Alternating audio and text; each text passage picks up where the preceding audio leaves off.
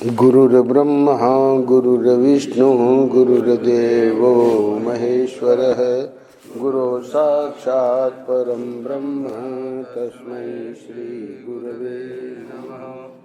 रामं रामानुजं सीतां भरतं भरतानुजं सुग्रीवं वायुसूनुं च प्रणमामि पुनः पुनः। नमोस्तु रामाय सलक्ष्मणाय देव्यै च तस्यै जनकात्मजायै। नमोस्तु यमानिलेभ्यो नमोस्तु चन्द्रार्कमरुद्गणेभ्यो। नारायण नारायण नारायण नारायण। श्रीमद् वाल्मीकि रामायण अयोध्या कांड। आज हम अयोध्या कांड के 34वें अध्याय में, जहाँ कल प्रसंग को विराम दिया था, प्रसंग ये चल रहा है कि सीता और लक्ष्मण सहित श्री राम अनुमति लेने के लिए, आज्ञा लेने के लिए कैकेयी के भवन में आए हैं कि अब हम वनवास के लिए जा रहे हैं। तो जब भगवान वहाँ पहुँचे, सुमंत्र से कहलवाया, तो राजा दशरथ ने कहा कि पहले हमारी सब रानियों को बुला लो। सुमंत्र ने सब रानियों को बुला लिया। अब भगवान राम पहुँचे हैं और महाराज उनको देख के बड़े वेग से उनकी ओर दौड़े। 17वां श्लोक। किंतु उनके पास पहुँचने के पहले ही दुख से व्याकुल हो पृथ्वी पर गिर पड़े और मूर्छित हो गए। उस समय श्री राम और महारथी लक्ष्मण बड़ी तेजी से चलकर दुख के कारण अचेत से हुए शोकमग्न महाराज के पास जा पहुँचे और उधर जो महाराज की रानियां थीं, उनका हा राम करके आर्तनाद गूंज उठा। श्री राम और लक्ष्मण दोनों भाई भी सीता के साथ रो पड़े और उन तीनों ने महाराज को दोनों भुजाओं से उठाकर पलंग पर बिठा दिया। शोकाश्रु के सागर में डूबे हुए महाराज दशरथ को 2 घड़ी में जब फिर चेत हुआ, तब श्री राम ने हाथ जोड़कर उनसे कहा। यहाँ हम लोग कल्पना कर सकते हैं कि स्वयं भगवान, लक्ष्मण, सीता, सब लोग उस दृश्य में बहुत ही दुखी हो गए। वर्णन आया है कि रो पड़े। और अब महाराज को जब बैठा दिया, आप हम लोगों के स्वामी हैं, मैं दंडकारण्य जा रहा हूँ, भगवान कह रहे हैं।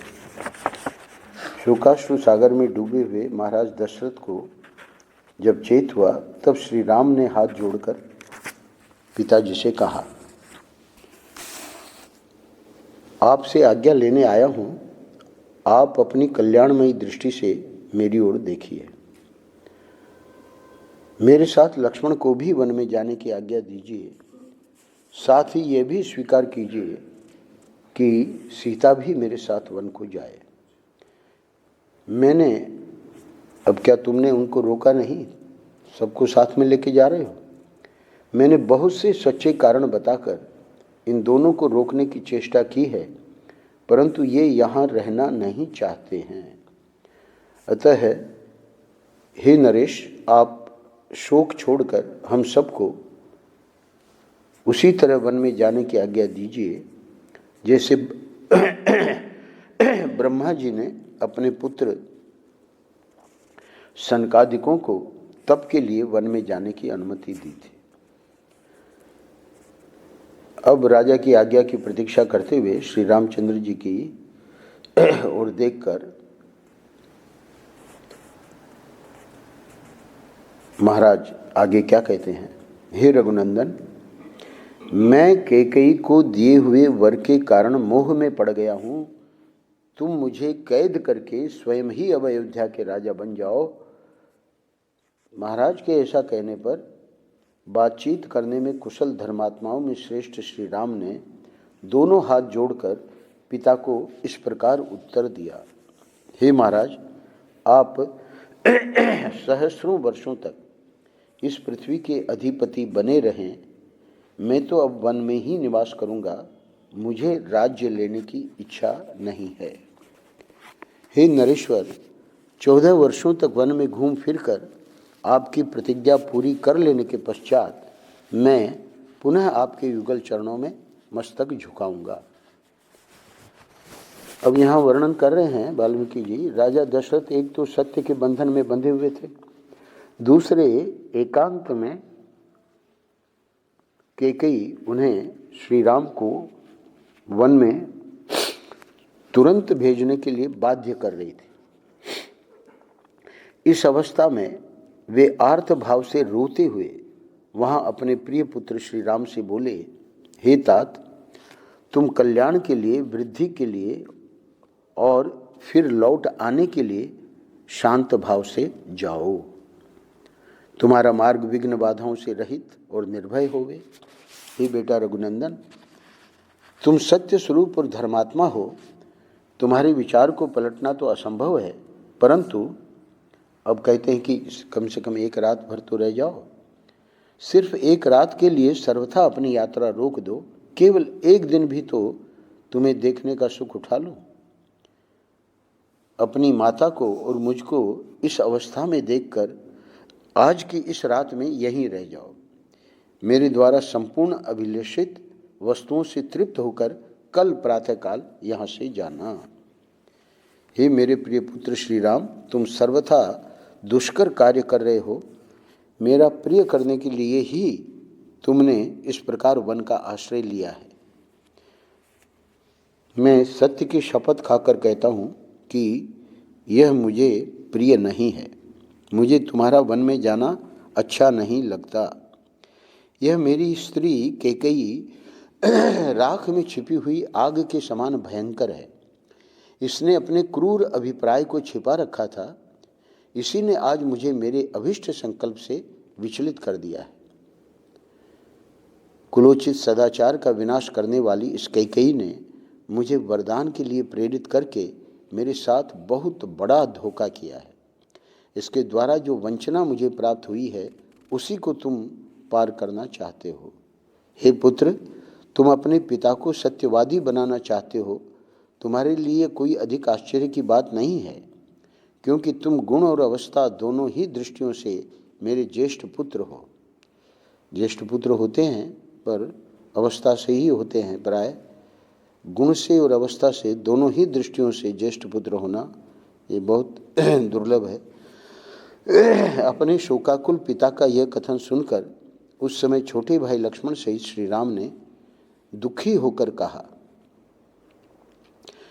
हे महाराज, आज यात्रा करके मैं जिन गुणों यानी लाभों को पाऊंगा, उन्हें कल कौन मुझे देगा।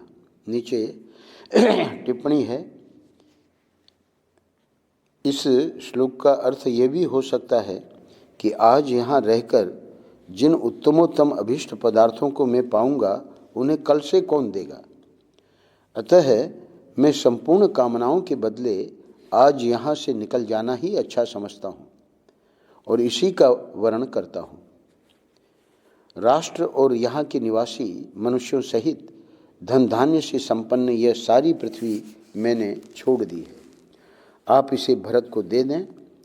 मेरा वनवास विषयक निश्चय अब बदल नहीं सकेगा, यानी आज ही मैं रवाना होऊंगा। हे नरेश, आपने देवासुर संग्राम में कैकेयी को जो वर देने की प्रतिज्ञा की थी, उसे पूर्ण रूप से दीजिए और सत्यवादी बनिए। मैं आपकी उक्त आज्ञा का पालन करता हुआ 14 वर्षों तक वन में वनचारी प्राणियों के साथ निवास करूंगा। आपके मन में कोई अन्यथा विचार नहीं होना चाहिए। आप यह सारी पृथ्वी भरत को दे दीजिए। मैंने अपने मन को सुख देने अथवा स्वजनों का प्रिय करने के उद्देश्य से राज्य लेने की इच्छा नहीं की थी।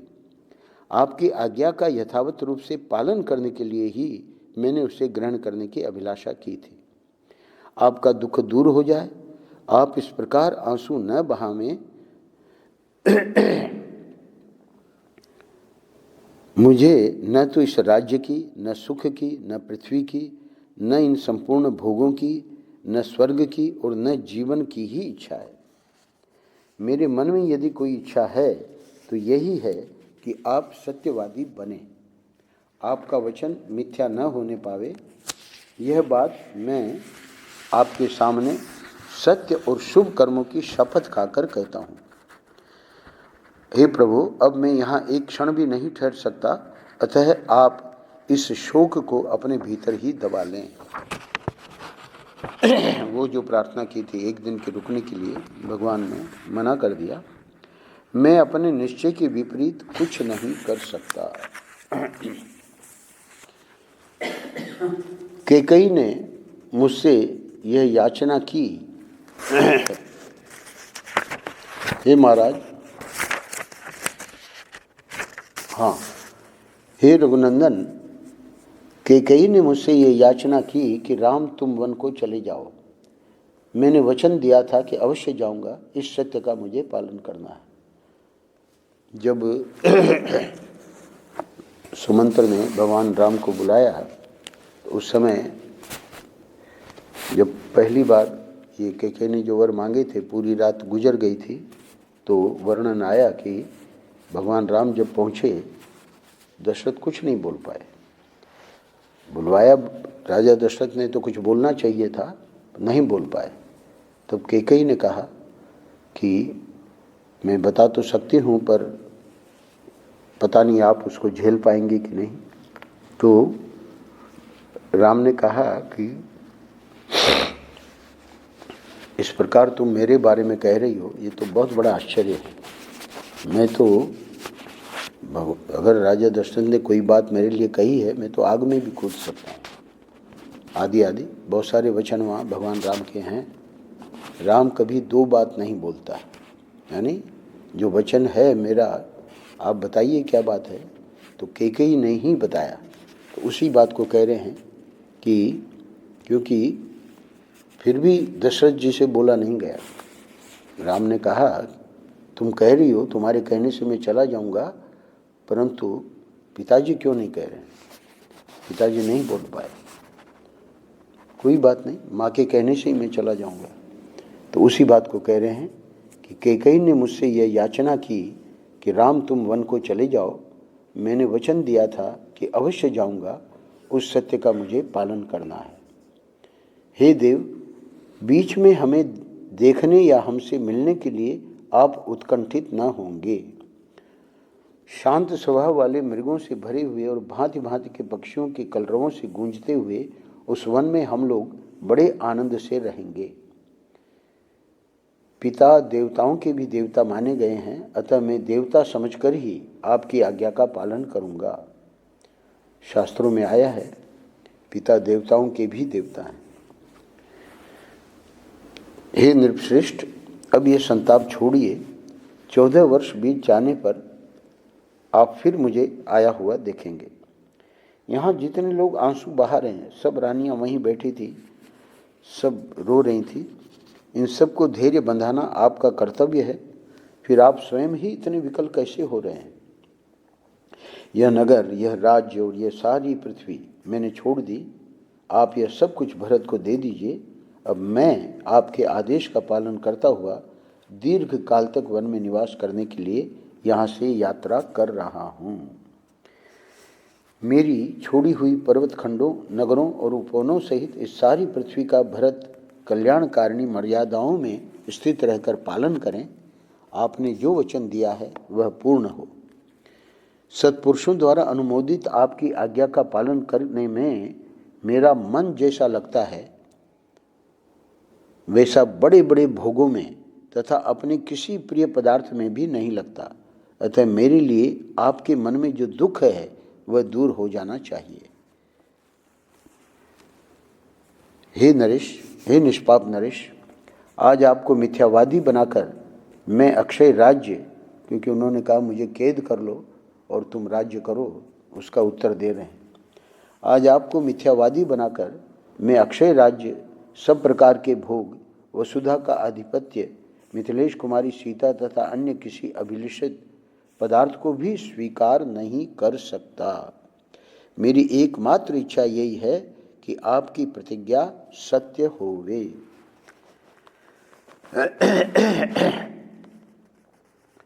आप अपने मन को शांत कीजिए। श्री राम के ऐसा कहने पर 60वां श्लोक। पुत्र विछोह के संकट में पड़े हुए राजा दशरथ ने दुख और संताप से पीड़ित हो उन्हें छाती से लगाया और फिर अचेत होकर वे पृथ्वी पर गिर पड़े। उस समय उनका शरीर जड़ की भांति कुछ भी चेष्टा न कर सका। अंतिम श्लोक में इस अध्याय में कहते हैं, यह देख राज रानी कैकेयी को छोड़कर वहाँ एकत्र हुई अन्य सभी रानियां रो पड़ी। सुमंत्र भी रोते रोते मूर्छित हो गए तथा वहाँ सब और हाहाकार मच गया। अगले अध्याय में कह रहे हैं, तदनंतर होश में आने पर सारथी सुमंत्र सहसा उठकर खड़े हो गए। उनके मन में बड़ा संताप हुआ। जो अमंगलकारी था वे क्रोध के मारे कांपने लगे। ये सचिव भी हैं, मंत्री भी हैं, राजा दशरथ के लिए सारथी भी हैं। उनके शरीर और मुख की पहली स्वाभाविक कांति बदल गई। वे क्रोध से आंखें लाल करके दोनों हाथों से सिर पीटने लगे और बारंबार लंबी सांस खींचकर हाथ से हाथ मलकर दांत कटकटाकर राजा दशरथ के मन की वास्तविक अवस्था देखते हुए अपने वचन रूपी तीखे बाणों से कैकेयी के हृदय को कंपित सा करने लगे। यानी अब इस समय ये तीनों तो जाने को तैयार हैं, राजा दशरथ और सुमंत्र और बाकी रानियां। तो कैकेयी तो खुश है, बाकी सब रो रहे हैं। यहाँ इनको बहुत ही क्रोध आता है। अपने अशुभ एवं अनुपम वचन रूपी वज्र से कैकेयी के सारे मर्म स्थानों को विदीर्ण से करते हुए सुमंत्र ने उससे इस प्रकार कहना आरंभ किया। सुमंत्र क्या कहते हैं कैकेयी को, हे देवी, जब तुमने संपूर्ण चराचर जगत के स्वामी स्वयं अपने पति महाराज दशरथ का ही त्याग कर दिया, तब इस जगत में कोई ऐसा कुकर्म नहीं है जिसे तुम न कर सको। मैं तो समझता हूँ कि तुम पति की हत्या करने वाली तो हो ही, अंततः कुलघातिनी भी हो। जो देवराज इंद्र के समान अजय, पर्वत के समान अकंपनीय और महासागर के समान क्षोभ रहित हैं, उन महाराज दशरथ को भी तुम अपने कर्मों से संतप्त कर रही हो। राजा दशरथ तुम्हारे पति, पालक और वरदाता हैं। तुम इनका अपमान मत करो। नारियों के लिए पति की इच्छा का महत्व करोड़ों पुत्रों से भी अधिक है।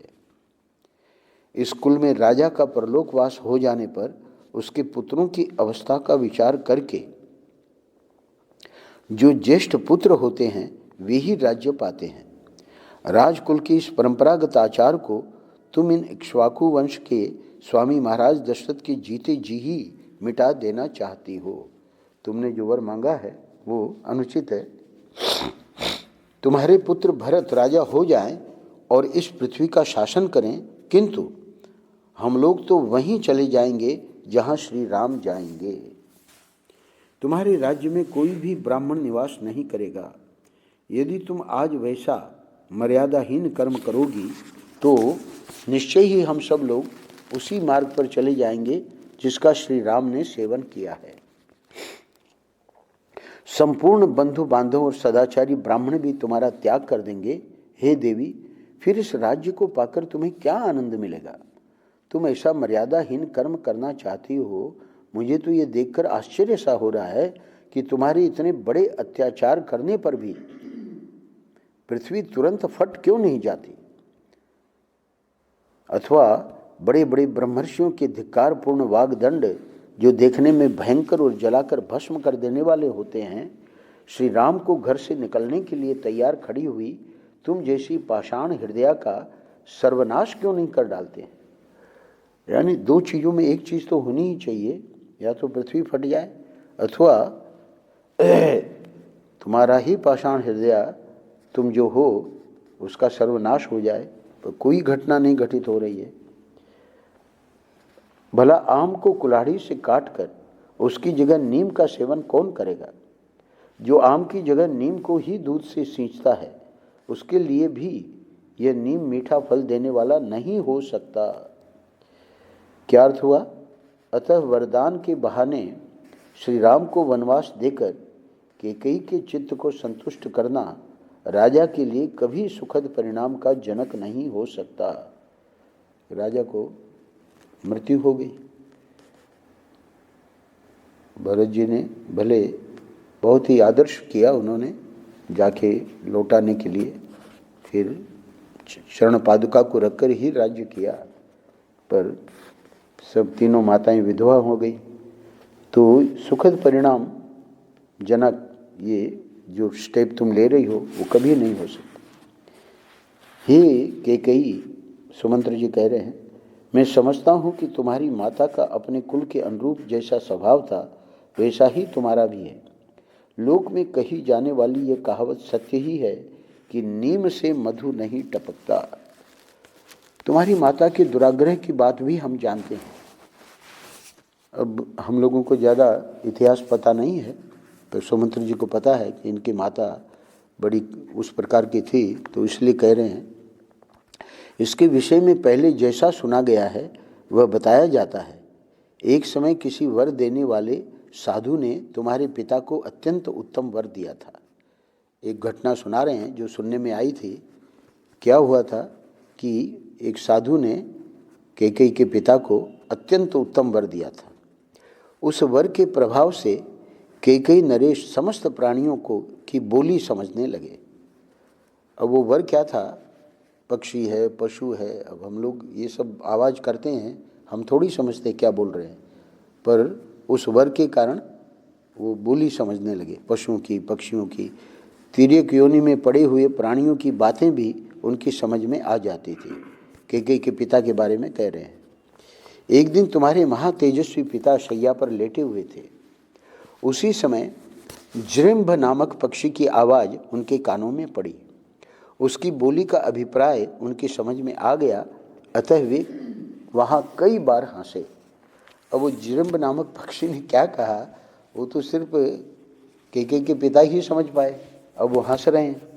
अब हंस रहे हैं तो दूसरे लोग तो आश्चर्यचकित है कि हंस क्यों रहे हैं। तो कह रहे हैं कि वो कई बार हंसे। उसी शैया पर तुम्हारी माँ भी सोई थी। वह यह समझकर कि राजा मेरी ही हंसी उड़ा रहे हैं, कुपित हो उठी और गले में मौत की फांसी लगाने की इच्छा रखती हुई बोली, हे नरेश्वर, तुम्हारे हंसने का क्या कारण है, यह मैं जानना चाहती हूँ। तब राजा ने उस देवी से कहा कि रानी, यदि मैं अपने हंसने का कारण बता दूं तो उसी क्षण मेरी मृत्यु हो जाएगी, इसमें संशय नहीं है। वरदान में ये बात भी थी कि अगर तुम बता दोगे कि तुमने क्या सुना है तो तुम्हारी मृत्यु हो जाएगी। अब उसको बता दिया कैकेयी की माँ को, पर वो माँ जो है ये कहते हैं कैकेयी के पिता, हे देवी, यह सुनकर तुम्हारी रानी, तो सुमंत्र जी सुना रहे हैं कैकेयी को, हे देवी, यह सुनकर तुम्हारी रानी माता ने तुम्हारे पिता कैकेयी राज से फिर कहा, तुम जियो या मरो, मुझे कारण बता दो। भविष्य में तुम फिर मेरी हंसी नहीं उड़ा सकोगे। मतलब I don't care even if you die, अगर तुम मर भी जाओ, है ना, क्योंकि भविष्य में इस प्रकार तुम मेरी हंसी उड़ा। अब बेचारी वो समझ नहीं पा रही कि क्यों हंस रहे हैं। अब जब बताएंगे तो उनका तो मरना हो जाएगा। अपनी प्यारी रानी के ऐसा कहने पर कैकेयी नरेश ने उस वर देने वाले साधु के पास जाकर सारा समाचार ठीक ठीक कह सुनाया। तब उस वर देने वाले साधु ने राजा को उत्तर दिया कि महाराज, रानी मरे या घर से निकल जाए, तुम कदापि यह बात उसे न बताना। अब राजा के पास एक ही रास्ता था कि वो साधु ही कोई रास्ता बता दे, तो उसने यही रास्ता बताया कि तुमको कुछ भी हो जाए, वो शायद मर भी जाए, पर तुमको नहीं बताना है। और इसने पहले ही कह दिया कि तुमको बताना ही पड़ेगा, भले चाहे तुम मरो या कुछ भी। तो अब साधु ने जब ये बात कही तो आगे क्या होता है सुनिए। प्रसन्न चित्त वाले उस साधु का यह वचन सुनकर कैकेयी नरेश ने तुम्हारी माता को तुरंत घर से निकाल दिया और स्वयं कुबेर के समान विहार करने लगे। तो ये तो बड़े बुद्धिमान राजा थे। तुम भी इसी प्रकार दुर्जनों के मार्ग पर स्थित हो पाप पर ही दृष्टि रखकर मोहवश राजा से यह अनुचित आग्रह कर रही हो। आज मुझे यह लोकोक्ति 16 आने सच मालूम होती है कि पुत्र पिता के समान होते हैं और कन्याएं माता के समान।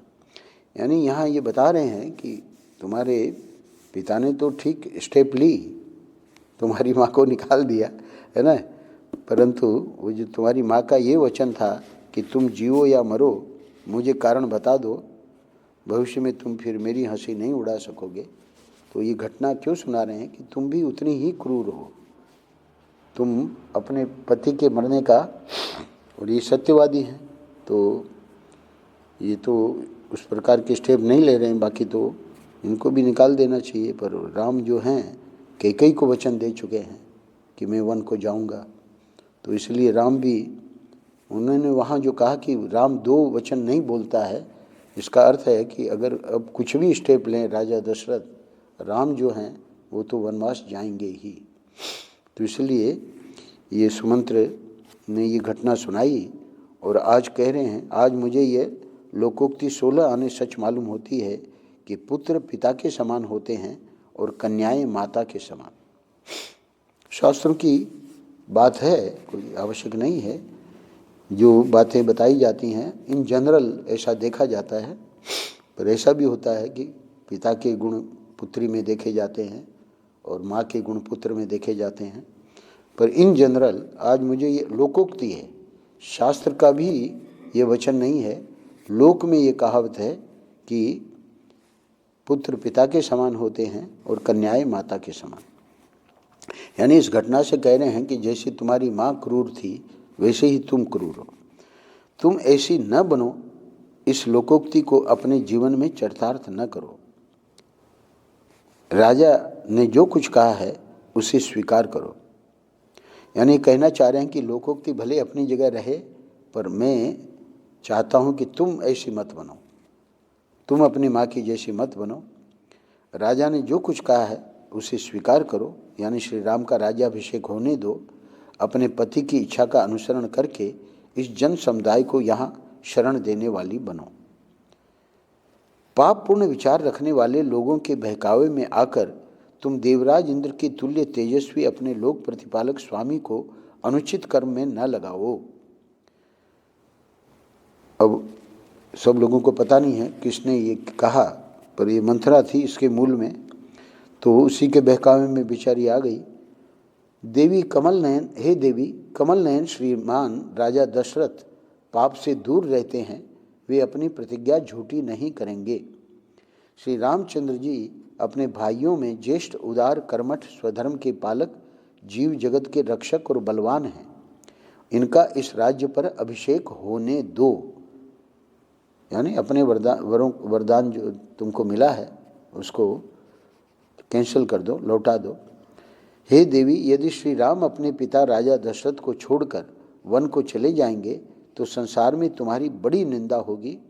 अतः श्री रामचंद्र जी ही अपने राज्य का पालन करें और तुम निश्चिंत होकर बैठो। श्री राम के सिवाय दूसरा कोई राजा इस श्रेष्ठ नगर में रहकर तुम्हारे अनुकूल आचरण नहीं कर सकता। श्री राम के युवराज पद पर प्रतिष्ठित हो जाने के बाद महाधनुर्धर राजा दशरथ पूर्वजों के वृत्तांत का स्मरण करके स्वयं वन में प्रवेश करेंगे। राजा लोग गृहस्थ आश्रम के बाद वानप्रस्थ आश्रम में जाते थे, तो इसलिए कह रहे हैं सुमंत्र जी, अगर ये बात हो गई तो फिर ये वानप्रस्थ आश्रम स्वीकार कर लेंगे। और अंतिम श्लोक में आज यहाँ विराम देंगे। 35वां अध्याय पूरा होता है। अंतिम 2 श्लोकों में वाल्मीकि जी वर्णन कर रहे हैं। इस प्रकार सुमंत्र ने हाथ जोड़कर कैकेयी को उस राजभवन में सांत्वनापूर्ण तथा तीखे वचनों से भी